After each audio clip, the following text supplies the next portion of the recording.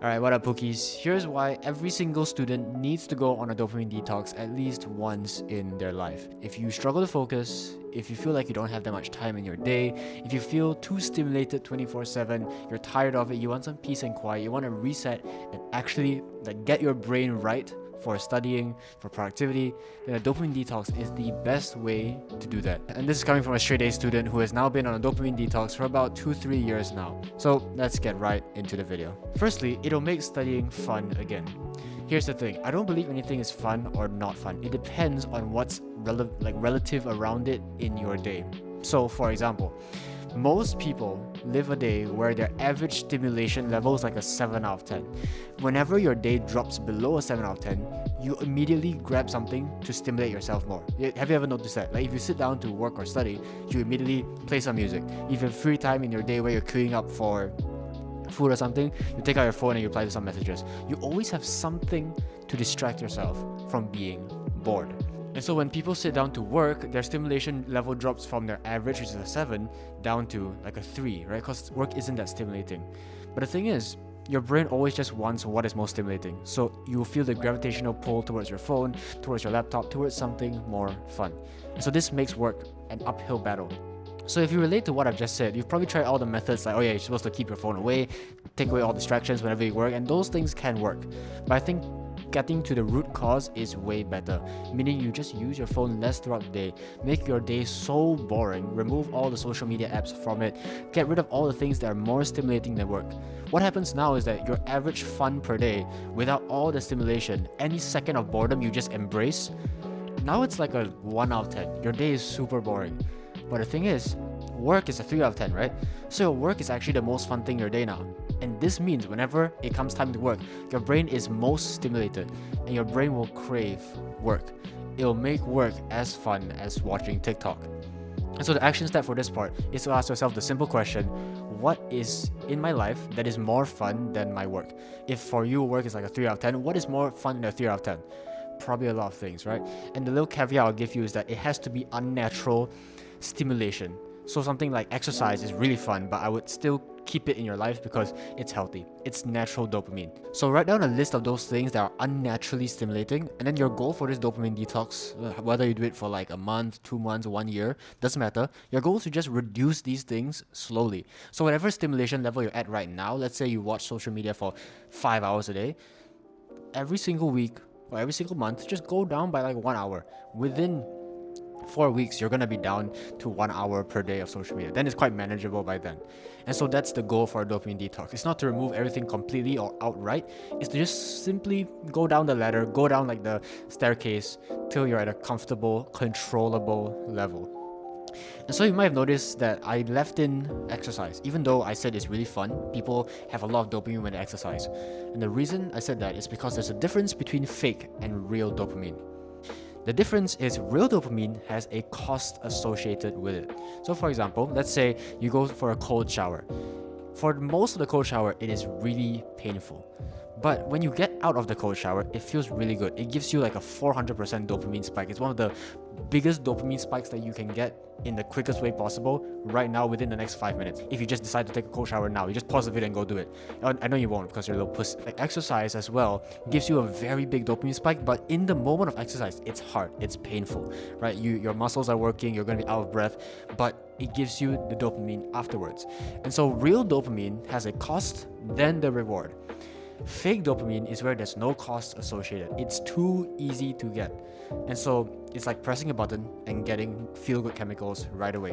You open social media, colors, stimulation, music, and when there's no cost to something, you will keep doing it over and over and over again. And so it becomes a really big vortex for your time because the more you do it, the more you need it. And that's why a lot of people say that, okay, you can either not do it at all, so go down to 0, or if you want to be a consumer, just be a consumer and just do as much as you want. Because it's very, very hard to stay in the middle. Because if you want to stay at like 2 hours, a healthy range of social media use, you will eventually go up to 3, then eventually 4. It will just continue to increase because of the addictive nature of these apps, because there's no cost. And so the goal of our dopamine detox isn't to remove all dopamine. I think that's a really big misconception that people have. Like, oh yeah, dopamine detox means I can do nothing fun. I have to put all my screens to black and white. In fact, you gotta wear glasses so that everything is black and white because color is too stimulating. No. That's not how it works. It's to remove the unnatural dopamine and replace it with the natural dopamine. So for example, fruits and sweets. This is an example that makes it very clear for me. We need sugar, right? Every human needs sugar. If you don't have enough sugar, you get low blood sugar, you feel dizzy, there's a lot of health consequences. It's a natural part of pretty much any animal's diet. But there's natural sugar from like fruits, and then there's unnatural sweeteners and everything from candy. Which one is more healthy?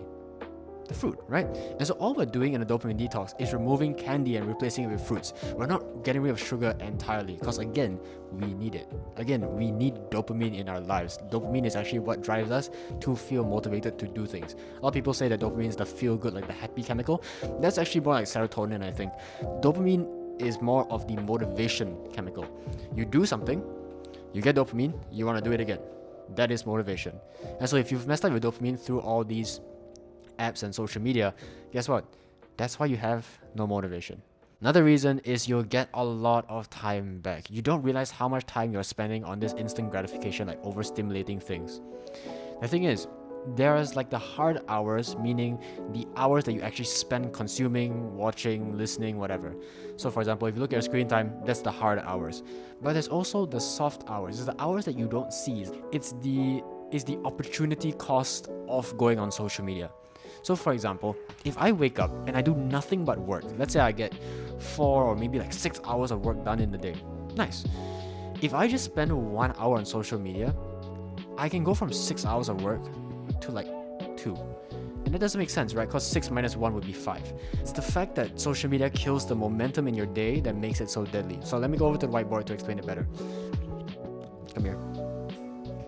POV, you're being kidnapped by Ruff. Let's just put you right there. That's your... Yeah. Imagine this is a graph of a work session. This axis here is your focus or like intensity or like the productivity basically.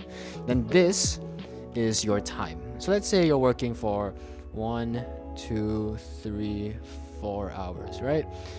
When you work, in the beginning, it's a bit slow because you're not that focused, you're going in and out of flow state, you're just getting the engine revved up. But once it's warm and you're going, it'll get more and more productive till you reach the peak productivity and then it drops off because you get tired, which is normal.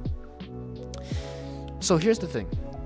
If you get distracted, let's say 1 hour in, so from hour 1 to hour 2, you get distracted here, and you just go on social media for 10 minutes, just 10 minutes.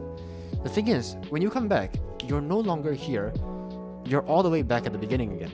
You've just reset your progress. But the thing is, you should have spent the next 2 hours being productive. These 2 hours here, from 2 to 4, would have been way more productive than hour 1 to 2. But because you got distracted, you go reset. And so you genuinely lose out on 2 hours of peak productivity time simply because of 10 minutes of distraction. And this happens maybe 2-3 times a day. And so genuinely, you could be losing out on 4 hours of productive time every single day. And so 1 minute of distraction is worth honestly like 30 minutes of actual productive time. It completely kills the momentum, and because focus and everything is quite exponential, it starts small and gets more and more as time goes on. You want to just let it happen. You want to have nothing stopping it. You want to let the momentum carry you till you lose focus eventually and you just stop working because you're tired, and that's completely normal. Real quick, before we get into the next part of the video, if you're a student on self-improvement and you want to get the best grades of your life, if you want my personal help, check out the first link below. That's Ruff Academy, where you get just that. It's basically my hub for self-improvement, where I just help students get to their goals faster. So if you're interested, check out the first link below. Let's get back to the video. The final reason that every single student should go on a dopamine detox is because it will stop you from switching goals. If you're anything like me, I have a bunch of random hobbies, a bunch of random skills I've acquired, like Rubik's Cube, piano. I'm trying to learn how to spin a basketball on my finger. All these random things simply because I'm not focused on one goal. And so social media gives you more options than an obese guy at a buffet.